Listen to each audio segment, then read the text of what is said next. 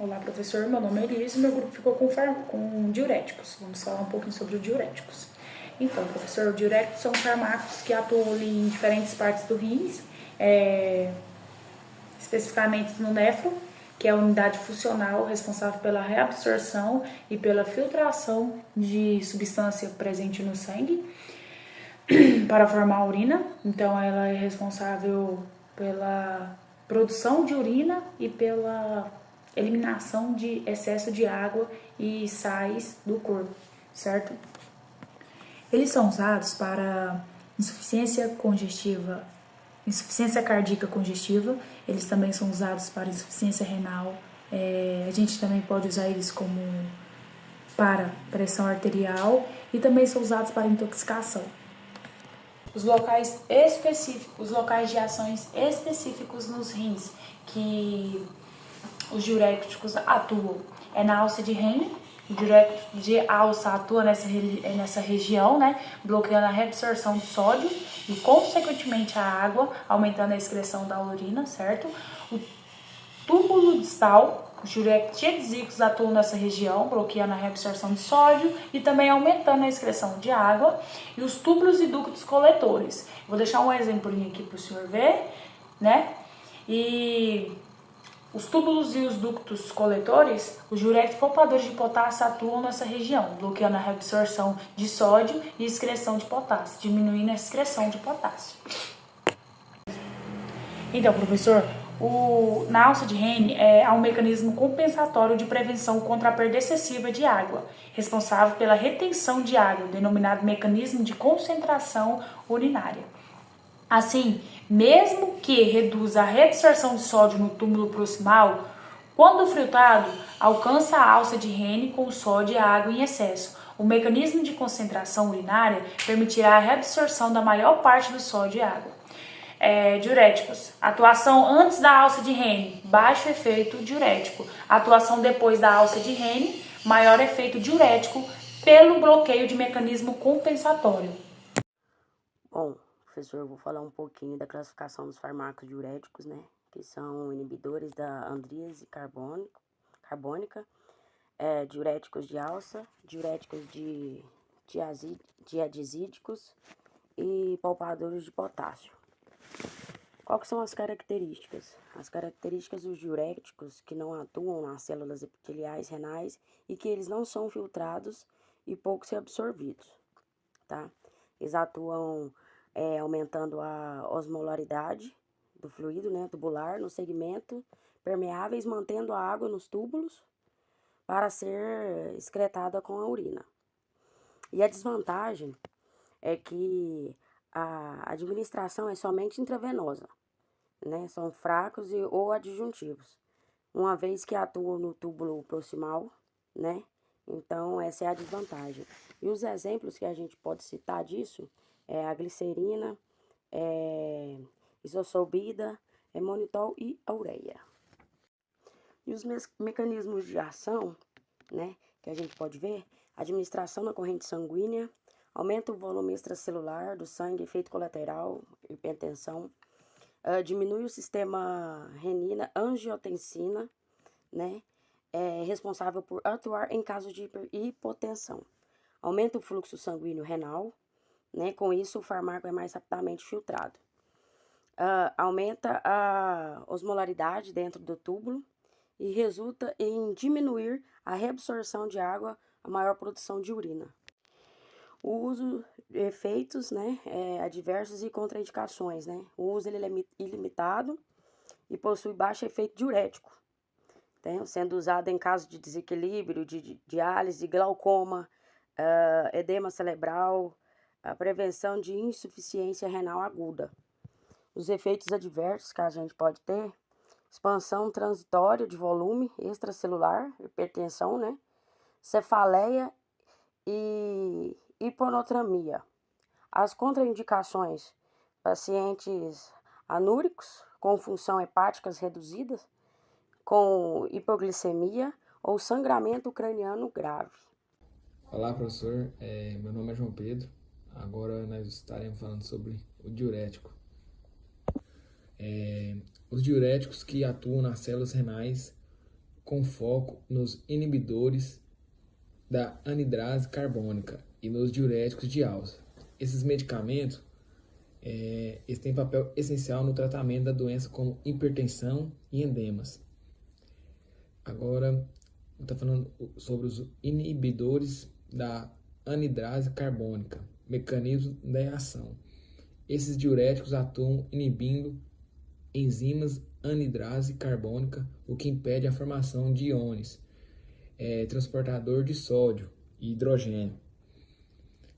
Não funciona dificultando a reabsorção de sódio e água.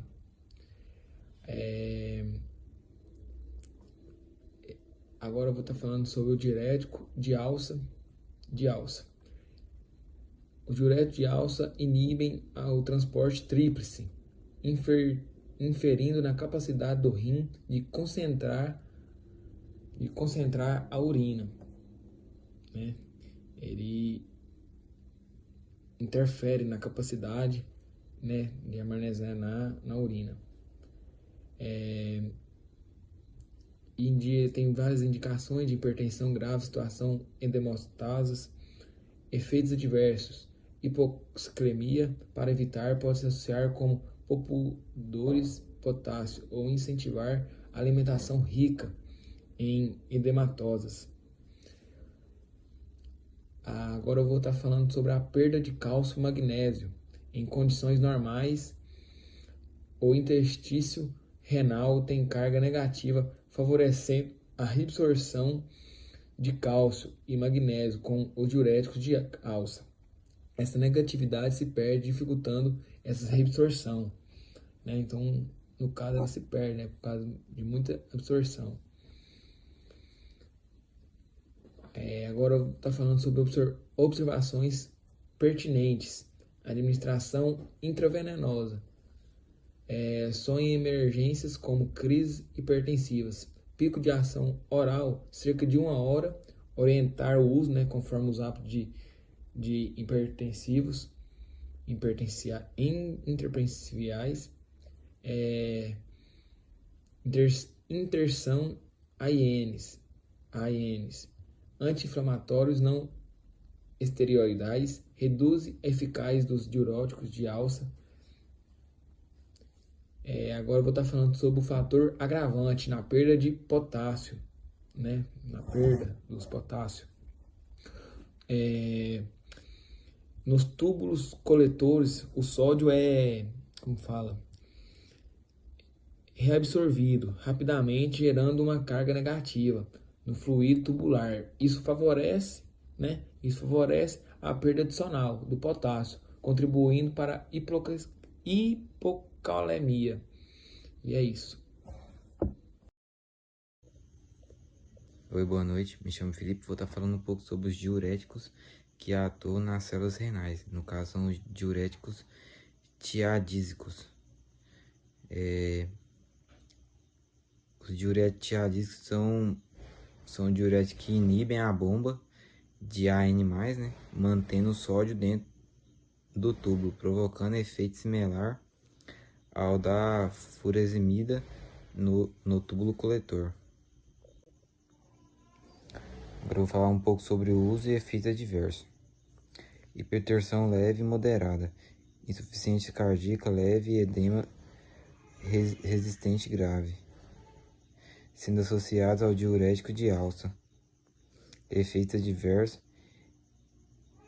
hipocalemia, alcalose metabólica, impotência sexual masculina reversível e aumento do colesterol.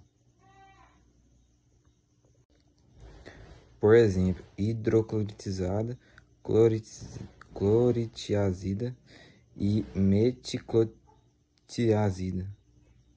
Então, professor, ao mesmo tempo também o tubo do coletor, ele tenta também corrigir o excesso de potássio do fluido tubular através da bomba de hidrogênio e potássio, mais ATP passe, encontrada na célula intracelular, intercalar. Com isso, o fluido tubular fica rico em prótons, permitindo assim acidificação de urina e, por consequente, alcalizando o pH sanguíneos, alcalose metabólica. Também um pouco dos diuréticos que atuam nas células renais, poupadores de potássio. São divididos em inibidores de canais de sódio e antagonistas receptores mineralocorticoides. Inibidores de canais de sódio. Bloqueia o canal de sódio na célula principal do túbulo coletor, potencializando o efeito diurético de diazíclicos da alça, impede a perda de potássio e não altera o pH da urina. Exemplos que a gente tem aí, a milorida e o triantereno. Então, professor, e o efeito adverso é retenção de potássio, da hipercalemia, retenção de hidrogênio, que dá acidose metabólica devido à inibição de transportador de hidrogênio e potássio na célula intercalar, certo? Falar também sobre os antagonistas receptores mineralocorticoides. No núcleo das células principais há um receptor aldosterona, responsável pela transcrição, produção de nitrogênio mais potássio, e ATP passa em canal de sódio. Assim, a ausência do transportador de sódio impedindo a sua reabsorção da água. Exemplos, recomendações, efeitos adversos. Exemplos, espironolactona e o eplerenona. Recomendações. É mais recomendado seu uso, apesar de ser mais caro do que a milorida, porque tem o efeito de proteção cardíaca contra o remodelamento cardíaco, ou seja, inibe o processo de espessamento do músculo cardíaco, responsável pela insuficiência cardíaca. Efeitos adversos é o desconforto do sistema gastrointestinal, hipercalemia e acidose metabólica. E para finalizar, falar sobre a resistência diurética, o que é? Endema, que é ou se tornou refratório a um determinado diurético. Como evitar ou tentar resolver o problema? Aumentar a dose ou associar a outro diurético, ou administrar doses menores com maior frequência ou infusão intravenosa contínua. Quais são as causas? Ligação à proteína, insuficiência renal crônica, falência cardíaca, síndrome nefrótica, entre outros. Então, professor, só para finalizar, os principais tipos de diuréticos que existem são os diazíclicos de alça e poupadores de potássios, certo? Diuréticos de alça, temos como exemplo aí maior furosemida, bumetanida.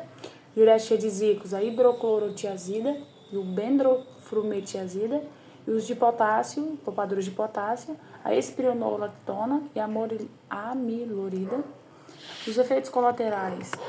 Os diuréticos podem ter efeitos colaterais, como perda de potássio, desidratação, alteração no nível de açúcar no sangue, alteração na pressão arterial. De acordo com a Chevron Clinic, alguns diuréticos também podem aumentar o risco na perda dos rins. Às vezes o diurético ele é usado de forma inadequada, então ele pode causar problemas no paciente, né? Dependendo da situação que a gente está, que o paciente se encontra. Os diuréticos eles são utilizados nos tratamentos de diversas condições, como hipertensão arterial, insuficiência cardíaca e insuficiência renal. Afinal, eles ajudam a reduzir o excesso de líquidos e sódio no corpo, aliviando sintomas como inchaço e falta de ar. Os pacientes sempre chegam apresentando sintomas com inchaço, né, e falta de ar. Então,